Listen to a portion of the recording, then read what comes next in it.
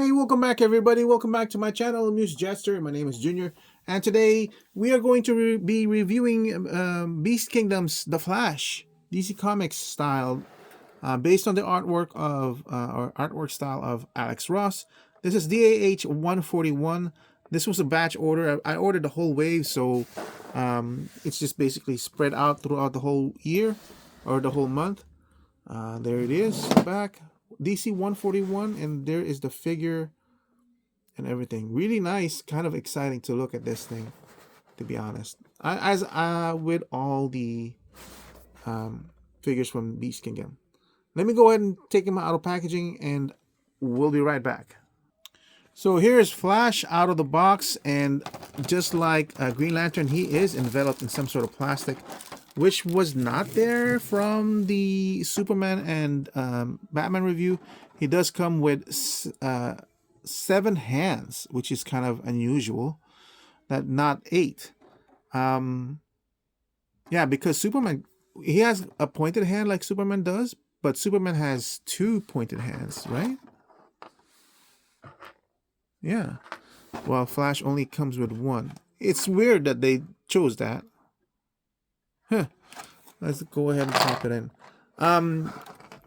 From my Green Lantern review, I found out that Beast Kingdom comes with a base now. But the base is kind of weird because the base is kind of like a McFarlane style base, and they put the peg in the middle, but I don't think it's very helpful. It's off centers the figure. It's a nice effort, but it's a really bad effort.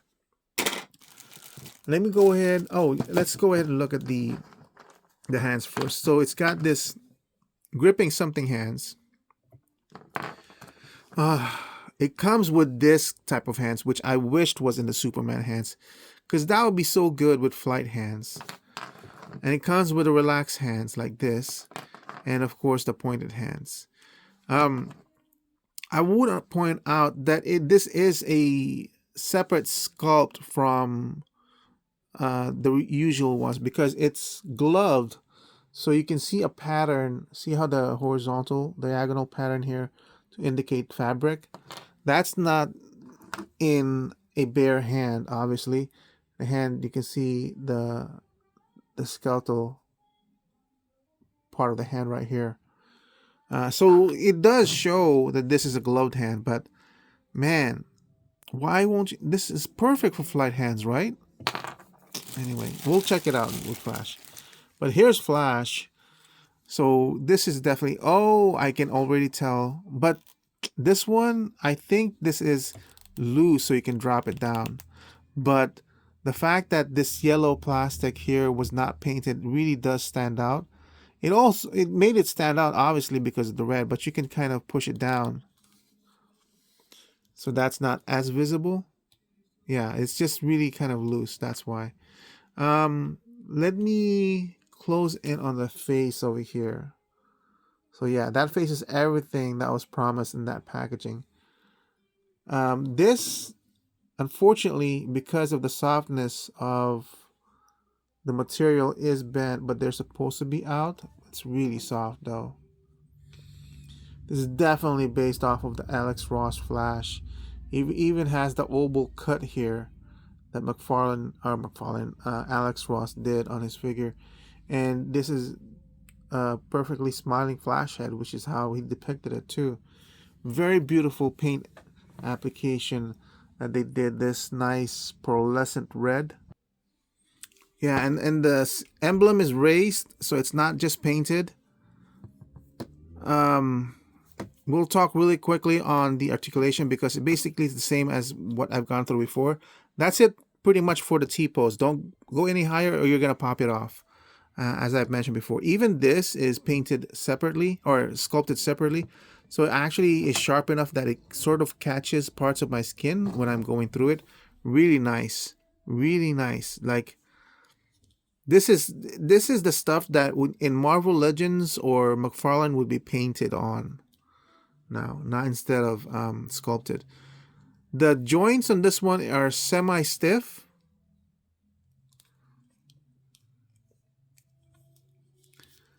Definitely stiffer on the pelvic region than this one over here. Um, Stiffer on the upper lower abdomen area or lower rib cage area. Double jointed on the elbows. Perfect. It's not popping out too, which is what happened with the Green Lantern and the Superman. Has the ball jointed wrist, so you have the free range as you choose to. Up and down on the head is very mobile, very articulated. Drop down joint on the hips, so you can move that further. Double jointed on the knees.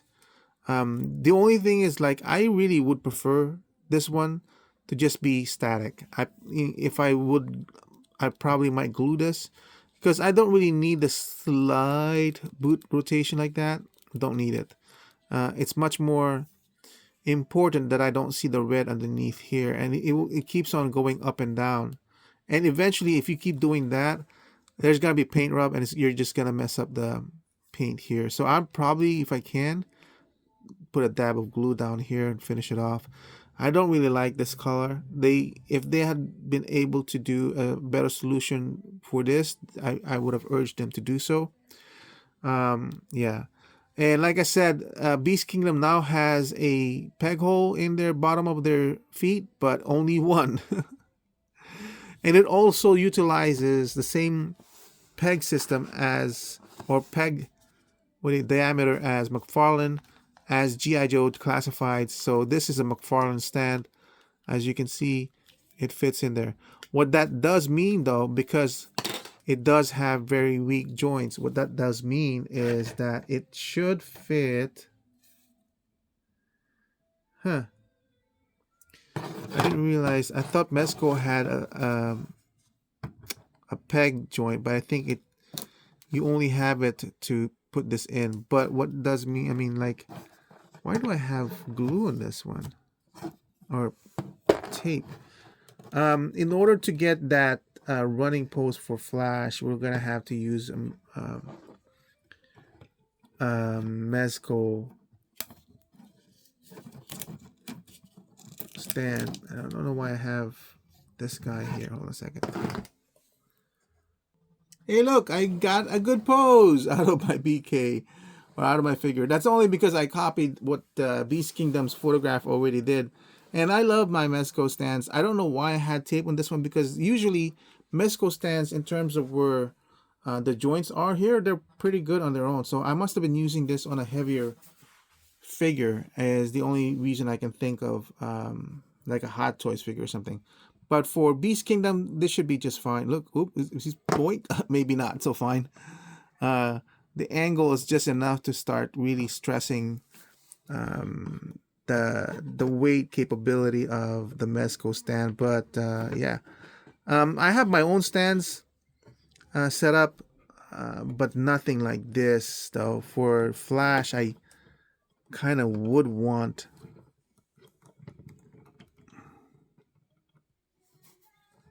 Yeah, look at that though. Just hold him up for a second. Like, you can get whatever you want on this one. Really cool. But what I wanted to show, even though of course Flash does not fly, but I wanted to, like, man, I really wish that they had done and given us the.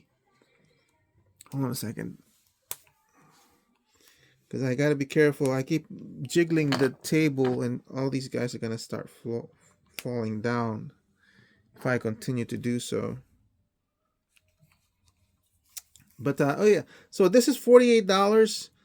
I'm really happy with this one. It looks really good, just as any Beast Kingdom figures do.